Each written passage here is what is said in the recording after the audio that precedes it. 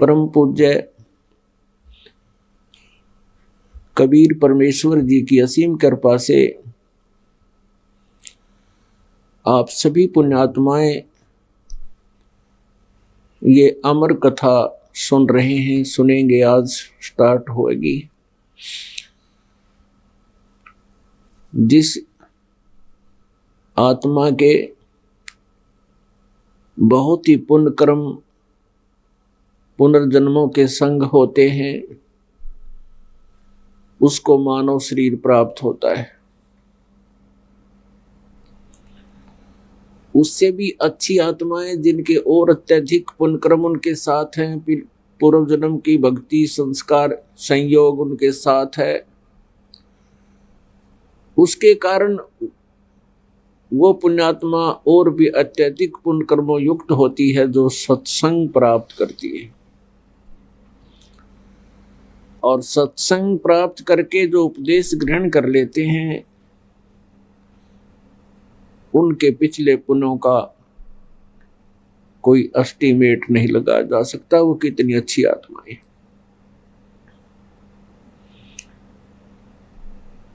उन पुण्यात्माओं में से आप हो जो यहां परमात्मा की अमर कथा सुनने के लिए उपस्थित हुए।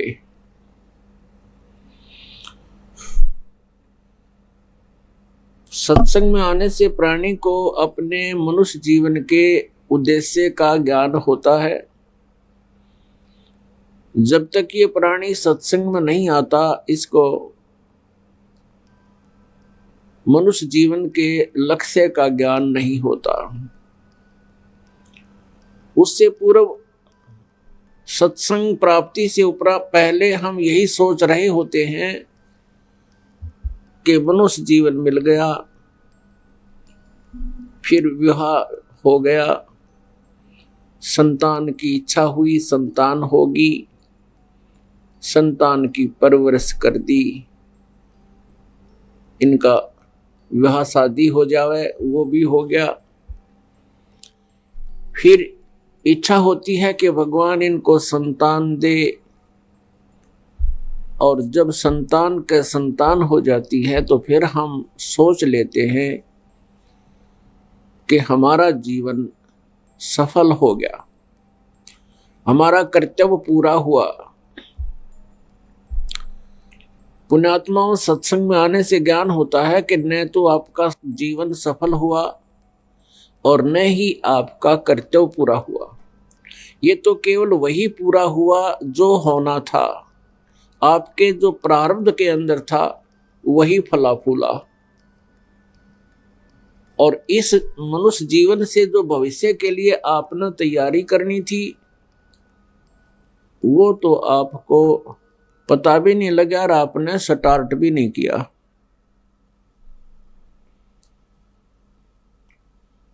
तो पुण्यात्माओं, परमेश्वर स्वयं आते हैं इस तत्व ज्ञान यानी अमर कथा अपनी जानकारी स्वयं देने के लिए, क्योंकि परमात्मा अमर है। केवल एक परमात्मा ही अमर है और सभी जीव आत्माएं जो यहाँ किस ब्रह्मांड में है ये नाशवान है। जब तक ये जीव आत्मा है तब तक इनका जन्म और मृत्यु होता है, और जब ये हंस आत्मा हो जाती हैं फिर इनका जन्म मृत्यु नहीं होता, सतलोक में निवास स्थान स्थायी स्थान मिल जाता है। तो परमेश्वर स्वयं आते हैं अपनी यथार्थ कथा को बताने के लिए। वो परमेश्वर कौन है, कैसा है, कहाँ रहता है, उसका वास्तविक नाम क्या है, उस परमेश्वर के उस परम धाम में जाने की विधि कौन सी है,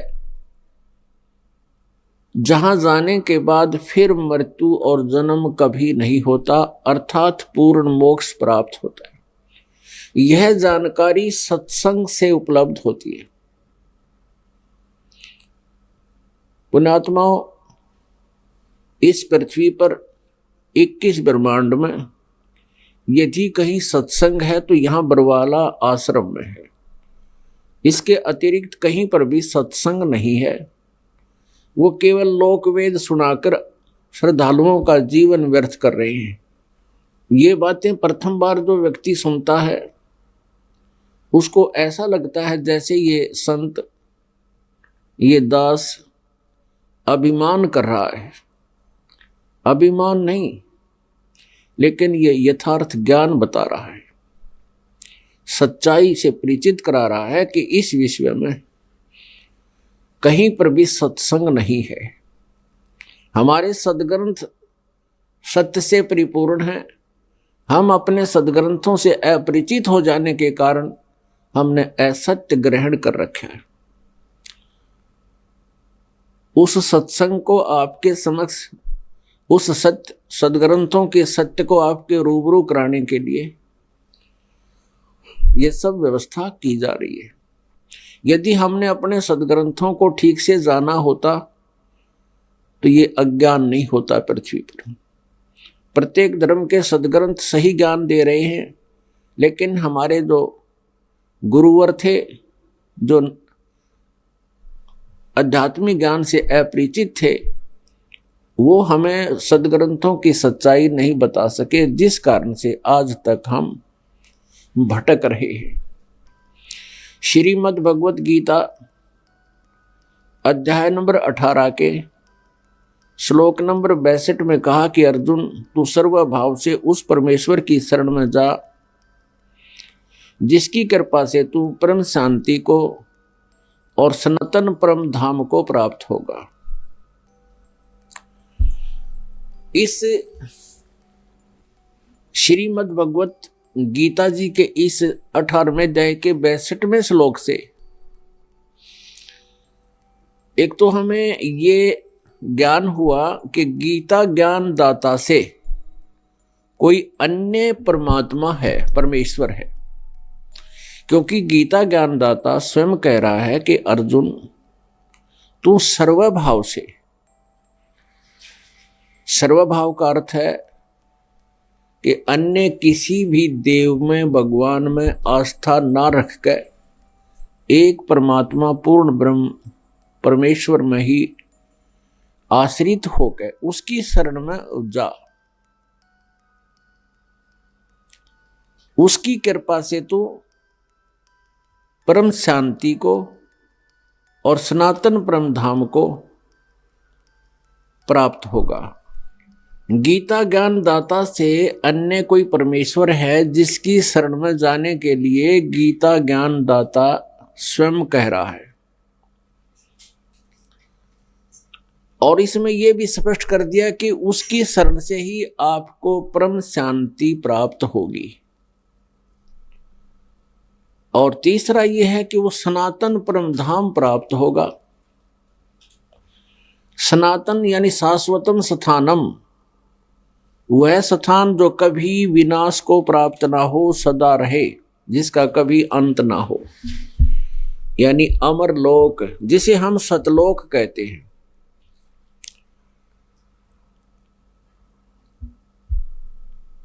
गीता ज्ञान दाता श्रीमद् भगवत गीता अध्याय नंबर 4 के श्लोक नंबर 5 और 9 में, गीता अध्याय 2 के श्लोक नंबर 12 में, गीता अध्याय नंबर 10 के श्लोक नंबर 2 में गीता ज्ञान दाता स्पष्ट कर रहा है कि अर्जुन, तेरे और मेरे बहुत जन्म हो चुके हैं, तू नहीं जानता, मैं जानता हूं। इससे सिद्ध हो गया कि गीता ज्ञान दाता अमर भगवान नहीं है। अमर मीन अविनाशी, जिसका नाश कभी ना हो। स्वयं गीता ज्ञान दाता श्रीमद् भगवत गीता अध्याय नंबर 2 के श्लोक नंबर 17 में और श्रीमद् भगवत गीता अध्याय नंबर 15 के श्लोक नंबर 17 में, 15 के भी 17 में और 2 के भी 17 में, और भी अनेकों स्थानों पर कह रहा है कि वो परमात्मा अविनाशी है जिसने सारे ब्रह्मांडों की रचना की है। और गीता जी अध्याय नंबर 15 के श्लोक नंबर 1 से 4 में भी स्पष्ट किया है कि तत्वदर्शी संत के मिलने के उपरांत उस तत्व ज्ञान रूपी शस्त्र के द्वारा इस ज्ञान रूपी अंधकार को काट के अर्थात तत्व ज्ञान को समझकर उसके पश्चात परमेश्वर के उस परम पद की खोज करनी चाहिए, जहां जाने के बाद साधक फिर लौटकर कभी संसार में नहीं आते, उनका पूर्ण मोक्ष हो जाता है। और जिस परमेश्वर से इस संसार रूपी वृक्ष की प्रवृत्ति विस्तार को प्राप्त हुई है, अर्थात जिस परमेश्वर ने सभी ब्रह्मांडों की रचना की है, और उसी की पूजा करनी चाहिए और की नहीं। अपनी पूजा को भी यहां रिजेक्ट कर रहा है कि केवल उस परमात्मा की ही भक्ति करनी चाहिए। तो वो कौन है? वो भगवान कौन है? वो परमात्मा परमेश्वर। यह जानकारी देने के लिए स्वयं ही परमेश्वर आते हैं, वो पूर्ण ब्रह्म आते हैं, सत्य पुरुष आते हैं।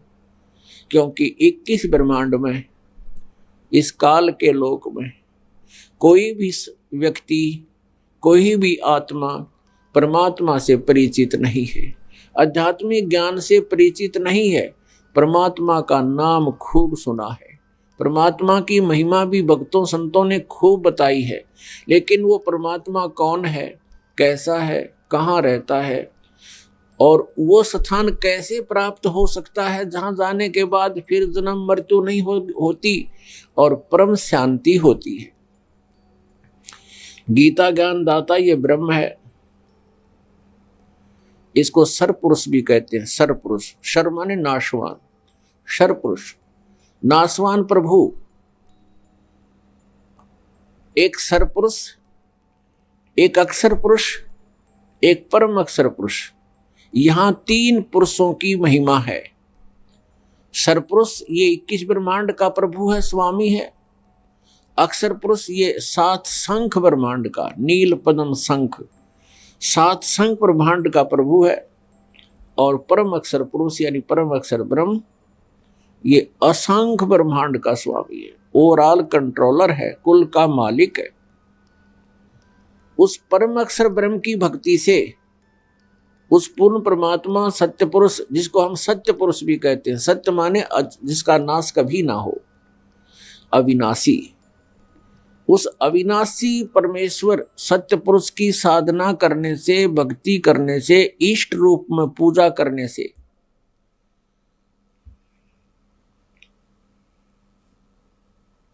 हमारा पूर्ण मोक्ष होगा। हम उस लोक को प्राप्त होंगे, उस परम धाम को प्राप्त होंगे, सनातन परम धाम में चले जाएंगे, जहां जाने के बाद हमारी फिर जन्म मृत्यु कभी नहीं होगी। सरपुरुष को ब्रह्म बोलते हैं। ब्रह्म अपन आत्माओं, आप सब एजुकेटेड हैं, बुद्धिमान बच्चे हैं। परमात्मा ने आपको पहले शिक्षा दी, इसलिए शिक्षा आपको देना अनिवार्य था कि आप भगवान को पहचान सके। नहीं तो 4 युग बीत गए, केवल एक ब्राह्मण वर्ग ही विद्या ग्रहण करने का अधिकारी होता था, अक्षर ज्ञान ग्रहण करने का। और अब परमात्मा ने रजा बख्श दी है कि सभी मानव शिक्षित हो गए, और इस शिक्षा का हमें लाभ केवल यही मिला है कि हम भगवान को, परमात्मा को पहचानेंगे, अपने सदग्रंथों को स्वयं समझेंगे। तो परमेश्वर सत्य पुरुष, परम अक्षर ब्रह्म, ये वास्तव में अविनाशी परमात्मा है, और इसकी भक्ति करने से हमें पूर्ण मोक्ष प्राप्त होगा, हमारा फिर कभी जन्म मृत्यु नहीं होगा। जब तक ये प्राणी जन्म मृत्यु में है, शांति नहीं हो सकती। आपने देखा है, जिनको हम परमात्मा मानते थे, प्रभु मानते थे, इष्ट रूप में पूजते थे, श्री विष्णु जी, श्री शंकर जी, इनकी कैसी दुर्दशा हुई यहां जन्म और मृत्यु में रहते हुए। ये भी जन्म मृत्यु में है, और वैसे ये अवतार धार कर आए थे, जैसे श्री राम रूप में, श्री रामचंद्र रूप में राजा दशरथ के घर जन्म हुआ श्री विष्णु जी का, उनका पूरा जीवन देखो कितना दुख में रहा। बचपन गुजरा, युवा हुए, विवाह हुआ, विवाह होते ही वनवास हुआ, वनवास में पत्नी का अपहरण हुआ, फिर रावण के साथ युद्ध हुआ, करोड़ों व्यक्ति युद्ध में मारे गए। सीता जी की वापसी हुई, कुछ ही वर्षों के बाद सीता जी का निष्कासन स्वयं श्री रामचंद्र जी ने कर दिया, निकाल दिया उनको घर से। आजीवन बच्चे कहीं, पत्नी कहीं, आप कहीं, तो वो जीव सुखी नहीं हो सकता, चाहे बेशक भगवान की संज्ञा में हो। उसके पश्चात श्री कृष्ण रूप में वही विष्णु जी का जन्म हुआ, जेल में जन्म हुआ, मामा शत्रु हो गया, पीछे पड़ा रहा। फिर कभी जरासिंह सेना लेकर आ रहा है, कभी काल्यावन, आखिर में भगवान ने वो मथुरा भी छोड़ना पड़ा। जिस मथुरा को पूजने के लिए ये तत्वज्ञानहीन संत हमें निर्देश देते हैं कि वहाँ भगवान घूमया करते थे, वो पवित्र भूमि होगी है, वहाँ जाने से मोक्ष होगा। भगवान श्री कृष्ण जी तो उस अक्षेत्र को त्याग कर चले गए थे। यदि वो ऐसा क्षेत्र होता, यही मोक्ष संभव था, तो भगवान क्यों जाते उस क्षेत्र को छोड़कर, द्वारका बनाई। और इसीलिए प्रभु ने कृपा की कि उस द्वारका का नाम और निशान मिटा दिया कि कोई फिर यहाँ धक्के खाना ना हो पूजने के लिए। अब द्वारका ना पाई तब मथुरा में ला दिए इन अनजानों ने वहाँ धक्के खाने के लिए। तो कहने का भाव ये है कि तत्वज्ञानहीन प्राणी नीम हकीम होता है, और इन नीम हकीमों ने हमें मिसगाइड कर दिया, भक्ति से दूर कर दिया, भगवान से कोसों दूर कर दिया, और जन्म मृत्यु के रहट में हमें डाल दिया। तो भगवान श्री कृष्ण जी का पूरा जीवन देख लो, उन्होंने कभी भी सुख का सांस नहीं लिया। अंत क्या हुआ उन भगवानों का? श्री रामचंद्र जी अर्थात विष्णु जी अपने बच्चों से, अपनी पत्नी से अंत समय में भी नहीं मिल पाए। अंत में सरयू नदी में जल समाधि ली दुखी होकर के। और श्री कृष्ण जी का अंत आपके समक्ष है। पूरा यादव कुल यानी उनका पूरा खानदान, पूरा वंश नष्ट हो गया, आपस में लड़ मरे। भगवान श्री कृष्ण बचाव नहीं कर सके। पहले सभी श्री कृष्ण जी को सिरोधार्य मानते थे, लेकिन जब वह काल की घड़ी आई, काल का दबाव हुआ, श्री कृष्ण जी की एक नहीं मानी किसी ने, आपस में लड़ मरे। और श्री कृष्ण जी को भी अंत में अपने किए कर्म का बदला देना पड़ा, अपना कर्म दंड भोगना पड़ा, प्रारब्ध को भुगतना पड़ा। ये उसको समाप्त नहीं कर सके। जैसे श्री रामचंद्र रूप में सुग्रीव के भाई बाली का वध किया था श्री रामचंद्र जी ने धोखे से, उसका भी बदला श्री कृष्ण रूप में देना पड़ा। एक शिकारी जो कि बाली वाली आत्मा थी, वह शिकारी बना, श्री कृष्ण जी के समकालीन हुआ, और अंत में श्री कृष्ण जी के पैर में विषाक्त तीर मार कर उनका वध किया। तो परमात्मा कहते हैं कबीर परमेश्वर जी, वो पूर्ण ब्रह्म है, परम अक्षर ब्रह्म है। वही वो परमात्मा है जो हमें परम शांति प्रदान करते हैं और सनातन परम धाम प्राप्त करवाते हैं। तो वो परमात्मा कहते हैं, तुम कौन राम का जपते जापम, और ताते कटे ना तुम्हारे तीनों तापम। तो पुण्यात्माओं, जिसमें हमें भगवानों के अंदर हमें डिफरेंस का पता चलेगा, परमात्माओं के अंतर का पता चलेगा, तभी हम उसको चाहेंगे। तुलनात्मक तरीके से सभी ज्ञान दिया जाता है।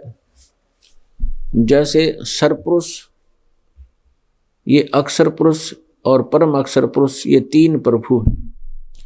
और ये ब्रह्मा जी, विष्णु जी, शिव जी, ये तो बहुत एक देव रूप में आते हैं, देवताओं की संज्ञा में है ये। पहले इनकी थोड़ी स्थिति सभी भगवानों की बताते हैं। एक ब्रह्मांड के अंदर 14 लोक हैं।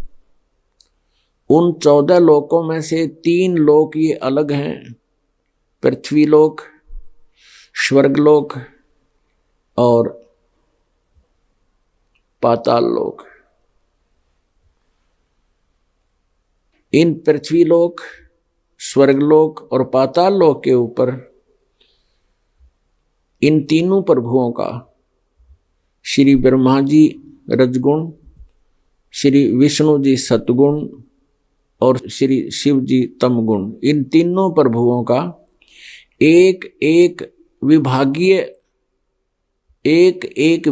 यानी रजगुण विभाग के ब्रह्मा जी, सतगुण विभाग के विष्णु जी, तमगुण विभाग के शिव जी शंकर जी, ये एक विभाग के प्रभु हैं, स्वामी हैं, अधिपति हैं